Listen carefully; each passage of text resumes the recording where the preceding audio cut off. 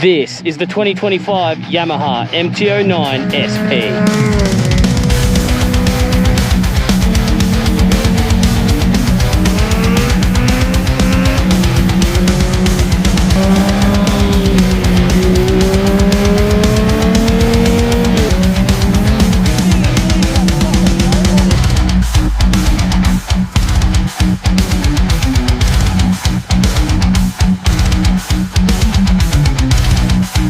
The Yamaha MT09, it's got so much attitude about it, this thing. I mean, MT is supposed to mean master of torque, and they've really sort of achieved that with this 3-cylinder engine. The motor in this bike is off its head. It just picks up. It doesn't rev out, but where there is power, there's a bucket load of it.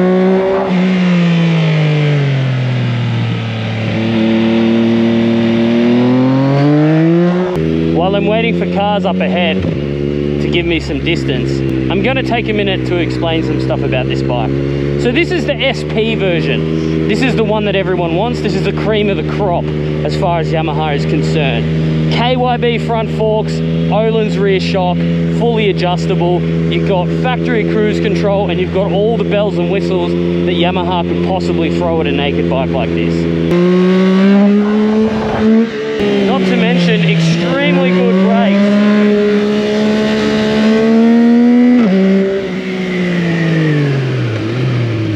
With a Brembo front master cylinder, Brembo calipers, using that KYB suspension to its fullest to stop the bike. It's awesome. It stops almost as good as it wheelies. This thing wheelies like fucking nobody's business, bro. It's unreal.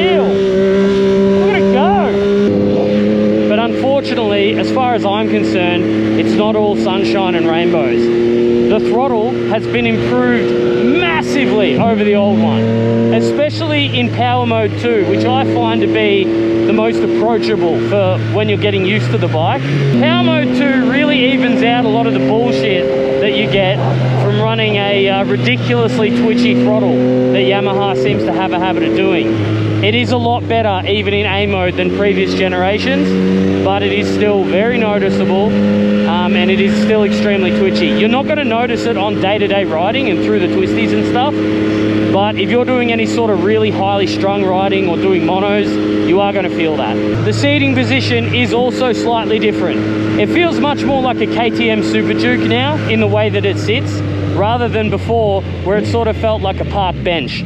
The previous generation, I just can't get over that it's like a parts bin bike. It was a really cool concept and everyone loved it because there was finally another triple on the market that could at least attempt to have a go at what the street triple and the speed triple were doing. But back then, it sort of felt like they designed this awesome motor, made a really basic frame for that motor, and then slapped all this parts bin stuff all over it.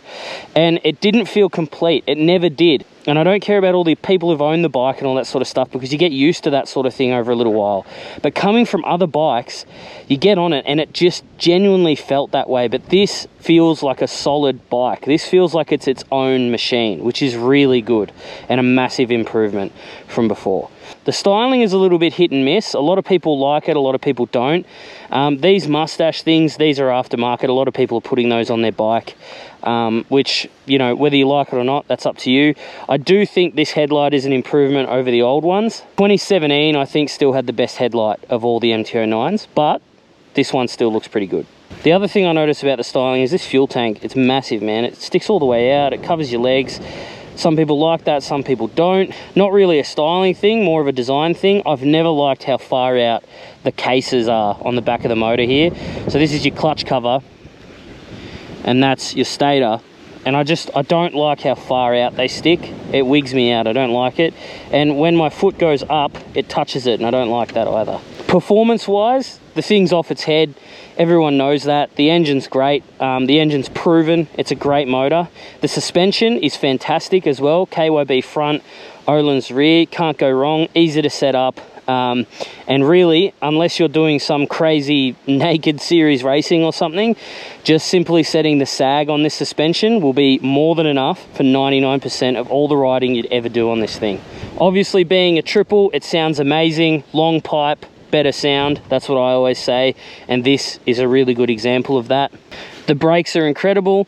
Being Brembo calipers, Brembo master cylinder, the only thing you could possibly do to improve the brakes on this is maybe get some better brake pads, like sintered ones or something like that. I don't know what's in these from factory. The brakes feel fine though. And obviously braided lines. Set of Rosso 3 tires like these are perfectly fine. I don't think you'd ever run into any circumstance where this isn't enough grip for this bike. I've been running it the entire day with all of the assist off. So no traction control, no stability control, none of that stuff. And I haven't been able to break traction, but it is a hot day today.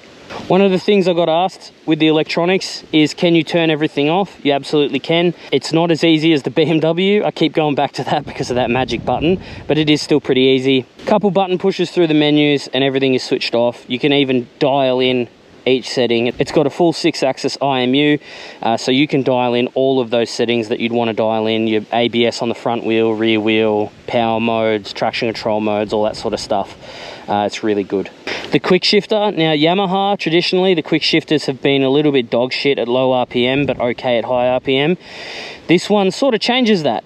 It's actually not too bad no matter where you want to shift, which is a bit weird. I'm not used to that. It does do that thing with the auto blip on the downshift though, which I'm not a fan of, where it sort of feels like you're accelerating a little bit when you downshift, because it does have to bring those revs up. I noticed that that isn't really the case on some European bikes, like the BMW didn't seem to do that, but this one, and namely the GX 1000 as well, if you're coming into a turn and you use the auto blip down, you might find that you accelerate a little bit just for a moment when you downshift. That can sort of be a little bit confidence killing in that regard. Also, in full transparency, today I have had 2 circumstances where I've gone from second to first and it's bounced back into neutral on the entry to a corner. So false neutrals do happen on these gearboxes. It does seem rare. It probably was just user error. I probably was just being a little bit of an idiot with the clutch or the auto blip or whatever I was doing. But keep in mind that that is something that can possibly happen to you on this bike. It doesn't seem to be as bad as Honda's though. Honda's seem to do it all the time. So what other bikes are there that compare to this? Well, you've got the Street Triple, the Speed Triple, the KTM 890 Duke, the 1290 Super Duke, I guess, kind of, maybe more of a comparison to the MT10, but it's there. You've also got the CF Moto 800 NK as well. Now, I haven't ridden the competition to this bar the Street Triple, so I'm only going to talk about this compared to the Street Triple. The Street Triple is a much more sport bike engine than this one. So this engine is very torquey, it's very low end, it's very grunty. The Street Triple is very revvy. You need to get up there on the revs. It's still torquey because it's a 3-cylinder, but in comparison to this, you've really got to get into the revs and it feels much more like a sport bike experience to ride. And that goes for pretty much every generation of Street Triple. Where the MT09 shines a little bit more than the Street Triple is that it's more comfortable. It's a much more relaxed seating position. The foot pegs are a little bit lower and more forward. The handlebars are wider and a little bit more upright. So if you were going to do long trips or just commute to work and all that sort of stuff, I genuinely don't think there's a better bike on the market than the MT09 SP. I would definitely spend the extra and get the SP version because of that suspension, the factory cruise control that comes with it and all that sort of stuff. It is a really good bike. But if you are a twisties demon, you want to go to the track, any of that sort of thing, I'd probably look more at the Street Triple. The Street Triple is still very comfortable. The Street Triple still works as a road bike and commute and all that sort of stuff. This just has more of that low-end grunt, and it's a little bit more satisfying to ride from 0 to the speed limit sort of thing. So what do I think about the 2025 MT09 SP? This is the best naked bike that Yamaha has made. Maybe if there was an MT07 SP, it would be a little bit more forgiving because up until just recently, the MT07 had a cable throttle, which is a lot nicer to use and all that sort of stuff. The new one is fly-by-wire though, so we'll have to see how that goes in the future. I don't think the MT10 is better. I think the MT10 is sort of a dying breed. I can't see that competing with this in any meaningful way, because this sort of brings together all the things that a naked bike should be for the urban sprawl in a lot of ways. And that's sort of where naked bikes are the most popular: urban sprawl, maybe a bit of touring and all that sort of stuff.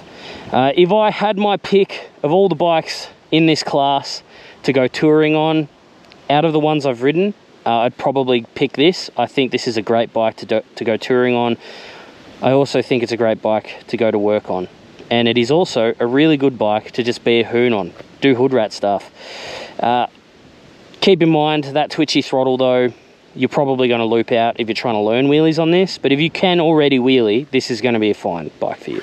So, would I buy the MT09 SP over the competition? At the moment, I'd still have to go with the Street Triple, but that's because I like high revving bikes and I think they look better. I think the Street Triple has more of a sport bike orientation about it. It makes the handling a little bit better and all that sort of stuff. So I'd probably stick with the Street Triple. However, this is a bike that I could see myself owning at some point throughout my life. Definitely. I don't think this is a bad bike at all. And I think this is a really great option for anyone who wants to do a little bit of hooning, a little bit of hills, a little bit of everything. You know what I mean? This is a good bike for that. Okay, MT09 SP. Thank you for watching. Make sure you like, comment, subscribe. Let me know below what the next bike you want to see me ride is. Catch you in the next one.